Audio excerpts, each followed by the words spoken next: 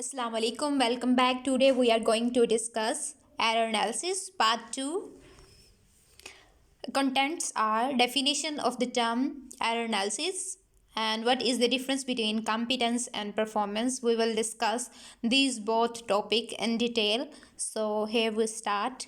Definition of error analysis. What is the term error analysis means? It means to examine an error of a student. Error analysis का मतलब होता है या अगर हम किसी भी स्टूडेंट का एरर एनालिसिस या किसी राइटिंग का एरर एनालिसिस कर रहे होते हैं या किसी स्पीच का एरर एनालिसिस कर रहे होते हैं, इसका मतलब यह है कि हम उसमें एग्जामाइन कर रहे हैं कि उसके अंदर एरर कौन सा है। To determine what type of error it is, पहले हम एग्जामाइन करेंगे कि एरर कौन सा है, फिर हम डिटरमिन करेंगे कि एरर कौन सा है, किस तरह का एरर है।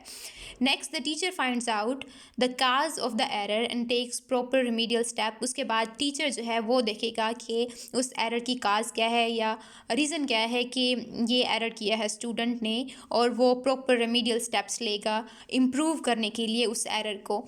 It is generally believe that it is impossible to learn perfectly without making errors, और इवेंचुअली ये बिलीव किया जाता है कि अगर आप किसी भी लैंग्वेज को लर्न करना चाहते हैं या कोई भी लैंग्वेज के अलावा कोई भी वर्क जो है आप जो है वो लर्न करना चाहते हैं या किसी चीज़ के बारे में इंफॉर्मेशन हासिल करना चाहते हैं, तो उस वक्त तक उस चीज़ को हम आप अच्छे से समझ नहीं सकते या लर्न नहीं कर सकते उस चीज़ को जब तक आप उस स्टेप में या उस काम में जो आप कर रहे होते हैं उसमें एरर नहीं करते। In other words we may say that errors are positive aids to learn a language, और हम ये भी कह सकते हैं कि एरर्स जो हैं वो हमारे लिए पॉजिटिव एड्स होती हैं, हमें हेल्प करती हैं कि हम किसी भी लैंग्वेज को लर्न कर सकते हैं। अगर हम एरर करते हैं तो हम चीज़ों के बारे में जान सकते हैं। अगर हम कोशिश करते हैं, जब हम कोशिश करते हैं तो हम एरर करते हैं, और एरर हमारे तब इम्प्रूव होते हैं जब हम जो है कंटिन्यूसली वर्क करते हैं, ड्रिल्स करते हैं। But at the same time, occurrence of some errors in speech and writing becomes a common problem in learning and teaching a foreign language. Target language, foreign language या second language, जो कि हमारे लिए एक English language जो है वो second language या foreign language है, उसको लर्न करने में या उसकी टीचिंग में या लर्निंग में जो है राइटिंग में या स्पीच में एरर करना, या हम कॉमन हमारे लिए प्रॉब्लम बन गई है कि हम कॉमनली जो है इंग्लिश स्पीकिंग में या फिर हम रिटन वर्क जो कि हम इंग्लिश में कर रहे होते हैं उसमें एरर करते हैं। Now we will discuss what is the difference between competence and performance. So first, competence. According to Chomsky, competence is the native speaker knowledge of his language. और चॉम्स्की ने कहा कि competence जो है वो एक नेटिव स्पीकर का knowledge अपनी लैंग्वेज के बारे में होता है। लाइक अगर वो इंग्लिश स्पीकर है तो इंग्लिश के लैंग्वेज के बारे में उस स्पीकर का जो अपनी लैंग्वेज के बारे में नॉलेज है, नेटिव नॉलेज जो है वो उसका जो है उसकी कॉम्पिटेंस है। और अगर वो उर्दू लैंग्वेज का स्पीकर है तो वो उसकी जो नेटिव लैंग्वेज होगी, उर्दू लैंग्वेज होगी, तो उसके बारे में उसका जो नॉलेज होगा वो उसकी कॉम्पिटेंस होगा। इन अदर वर्ड्स, परफॉर्मेंस क्या है? According to behaviourist, what a speaker is able to perform in a language is his performance. और जो स्पीकर जो है किसी भी लैंग्वेज के ज़रिए जो है परफॉर्म जो करता है या उसकी जो परफॉर्मेंस होती है या प्रैक्टिस होती है वो उसकी परफॉर्मेंस कहलाती है। कॉम्पिटेंस क्या है? Competence it is the system of rules he has mastered. ये वो सिस्टम होता है या उस सिस्टम के रूल्स होते हैं और सिस्टम ऑफ रूल्स होते हैं जिनके बारे में जो नेटिव स्पीकर होता है वो अच्छे से जानता है। वो फुली जो है उसकी ग्रिप होती है उन रूल्स के ऊपर, वो कॉम्पिटेंट होता है उन रूल के बारे में। इसके बाद परफॉर्मेंस क्या है? It is the study of the actual sentences themselves. इसमें हम एक्चुअल सेंटेंसेस को ही पढ़ते हैं। लाइक अगर हम नेटिव स्पीकर नहीं हैं तो अगर हम किसी भी लैंग्वेज को पढ़ रहे होंगे, अगर हम इंग्लिश के नेटिव स्पीकर नहीं हैं, हमारी इंग्लिश लैंग्वेज जो है वो फर्स्ट लैंग्वेज नहीं है, हमारी सेकेंड लैंग्वेज है, तो टारगेट लैंग्वेज है, सेकंड लैंग्वेज है, तो उस लैंग्वेज को जब हम पढ़ रहे होंगे या प्रैक्टिस में ला रहे होंगे तो हम एक्चुअल सेंटेंसेस को पढ़ते हैं। तो इस स्टडी को हम जो है परफॉर्मेंस कहते हैं कि हम एक्चुअल सेंटेंसेस को पढ़ते हैं। अगर हमें कोई स्पेसिफिक टॉपिक दिया जाता है या कोई स्पेसिफिक ऐसे दिया जाता है तो उस ऐसे को पहले हम जो है याद करते हैं, तब जाके हम उसे लिखते हैं या बोलते हैं या परफॉर्म करते हैं।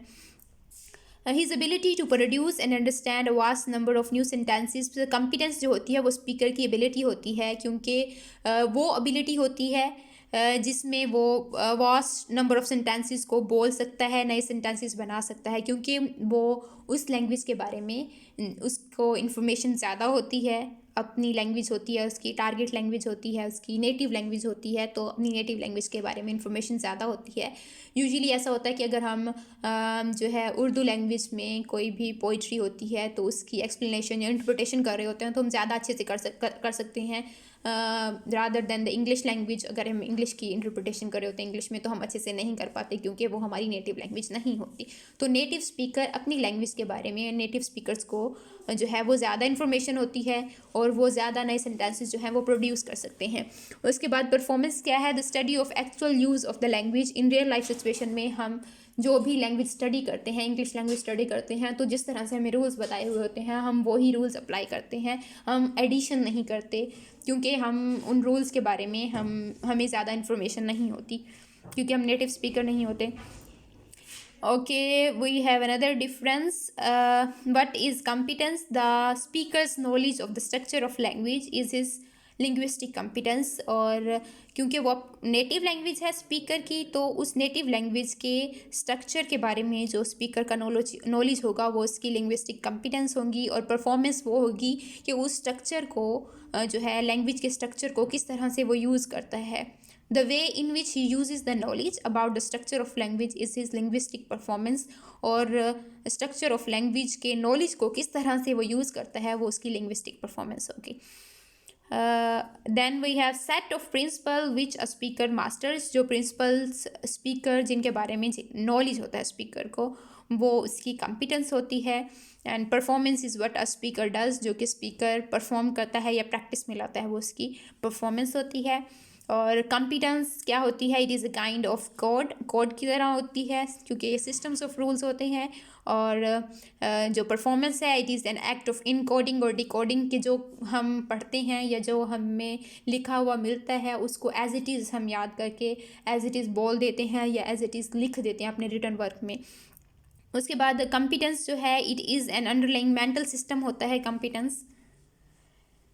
और competence is knowing what is grammatically correct. Competence जो है वो ग्रामेटिकली क्या चीज़ करेक्ट है ये हमें पता होता है कॉम्पिटेंस में, वो हमारी कॉम्पिटेंस है। परफॉर्मेंस क्या है? It is what actually occurs in practice में जो हम परफॉर्म करते हैं वो हमारी परफॉर्मेंस होती है। The mentalists believe that errors are an integral part of learning process and developing competence।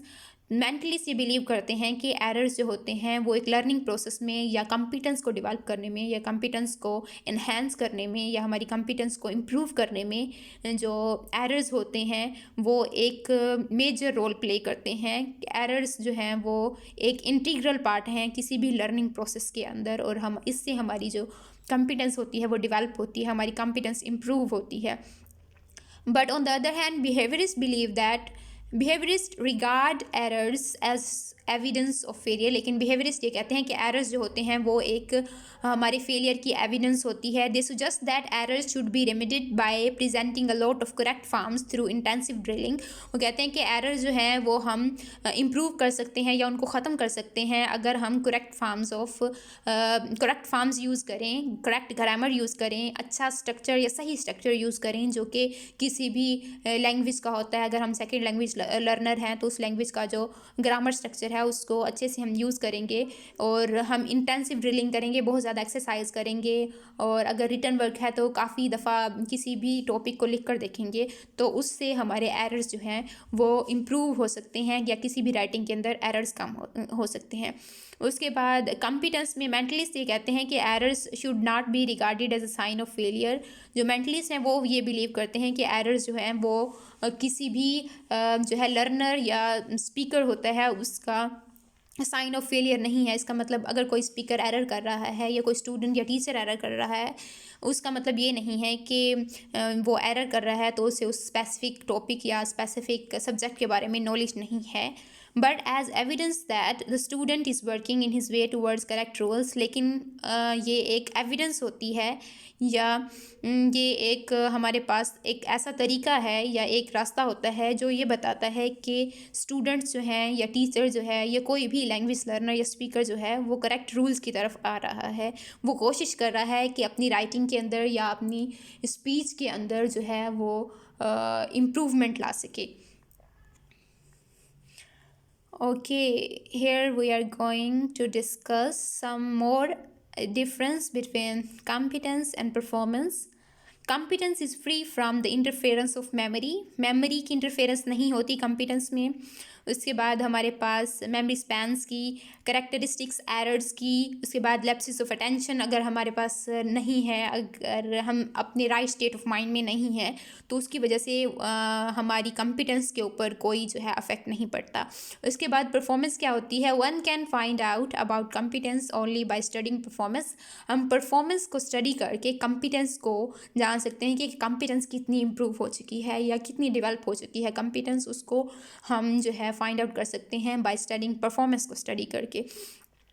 Then competence is in any sphere can be identified with capacity or ability as opposed to actual performance. के मुकाबले में competence जो है वो किसी भी sphere के अंदर हम किसी चीज़ की ability या capacity को जानकर जो है वो हम competence के बारे में जान सकते हैं as oppose to excel performance के मुकाबले में. उसके बाद speaker's competence. So we can say that any statement concerning speaker competence, किसी भी कोई भी स्टेटमेंट जिसमें हम स्पीकर्स की कॉम्पिटेंस के बारे में बात कर रहे होते हैं, must ultimately be based on data collected while studying his performance. तो हमारी कॉम्पिटेंस या स्पीकर की कॉम्पिटेंस या लर्नर की कॉम्पिटेंस जो है उस वक्त हम जान सकेंगे जब हमें उसकी परफॉर्मेंस के बारे में पता होगा. तो पहले हम परफॉर्मेंस को स्टडी करेंगे. जब हम परफॉर्मेंस को स्टडी करेंगे तो तब हमें पता चलेगा कि जो स्पीकर है या जो लर्नर है उसकी कॉम्पिटेंस कितनी है, कितना अच्छा है या कितना कॉम्पिटेंट है वो अपनी स्पीकिंग में या राइटिंग में.